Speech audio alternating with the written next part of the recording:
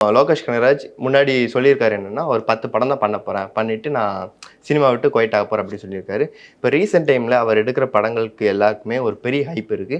அத தாண்டி 10 படத்த தாண்டி நான் போறது போகாதும் அவர் கையில இல்லங்கிற மாரி சொல்லியிருக்காரு.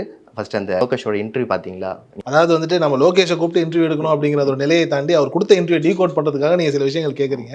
சுவாரஸ்யமான விஷயம் தான் வைங்களேன். அதில் ரொம்ப சுவாரஸ்யமான விஷயமா நான் பார்த்தது என்ன அப்படின்னா, ஒரு 10 படம் தான் பண்ணுவேன், 10 படத்துக்கு மேலே பண்ண மாட்டேன் அப்படின்னு ஒரு டைமில் சொன்னது. இப்போ வந்துட்டு ஒரு டேரக்டர் 2 டேரக்டர் சொல்கிறாங்க, அப்படிலாம் சொல்லக்கூடாதுன்னு சொன்னால் இனிமேல் நான் எத்தனை படம் வேணாலும் பண்ணுவேன்னு சொன்னாருன்றீங்களே. இது வந்துட்டு நமக்கு பார்க்கும்போது ரொம்ப புதுசாக தெரியலாம். சார் 10 படத்தோடு போயிடுவார் அப்படின்னும் போது அவர் வந்துட்டு ரஜினிகாந்த் மாதிரியும், பாபா படத்தில் கிளைமேக்ஸில் வந்துட்டு ரஜினிகாந்த் வந்துட்டு துறவரம் போராடிடும் போது ஒட்டுமொத்த தமிழ்நாடே நின்று நீங்கள் வாங்க வாங்கன்னு கூப்பிட்டுனா அவர் திரும்பி வந்தார் பார்த்தீங்களா. அப்படி இப்போ திரும்பி வந்து இதுக்கப்புறம் 10 படத்துக்கு மேலே எடுப்புங்கிற மாதிரியான ஒரு இமேஜ் நம்ம கொடுத்துட்டு இருக்கோம். அவர் அழகாக தெளிவாக என்ன பண்ணிட்டார் அப்படின்னா, நம்மளை பேச வைக்கிறதுக்காக ஒரு விஷயத்த பண்ணிட்டு போயிட்டார்.